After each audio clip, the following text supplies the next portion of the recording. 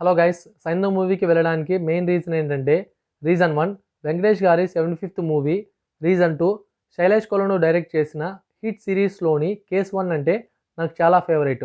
Reason 3 తాడపత్రిలో కొత్త theatre open అయిందండి. ఆ థియేటర్ పేరే ఎస్వి దాదా థియేటర్.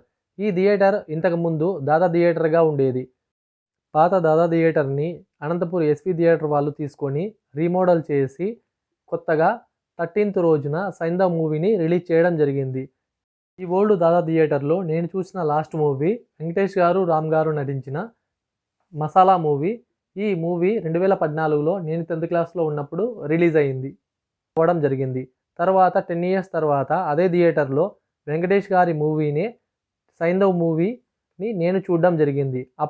అప్పుడు 20 రూపీస్ టికెట్తో మసాలా మూవీని చూస్తే, ఇప్పుడు అదే థియేటర్లో 150 రూపీస్ 4K సౌండ్ క్వాలిటీని వదలడం జరిగింది. కానీ సీటింగ్ సిస్టమ్ అస్సలు నచ్చలేదు. ఎందుకంటే రోకి మధ్య మినిమం గ్యాప్ అస్సలు మెయింటైన్ చేయలేదు. అన్కంఫర్టబుల్గా ఫీల్ కావాల్సి వచ్చింది. ఇంకా బైక్ పార్కింగ్ ప్లేస్ కూడా కొద్దిగానే ఉంది. మీలో ఎవరైనా ఈ థియేటర్లో మూవీ చూసినట్లయితే మీ థియేటర్ ఎక్స్పీరియన్స్ని మాతో షేర్ చేసుకోండి.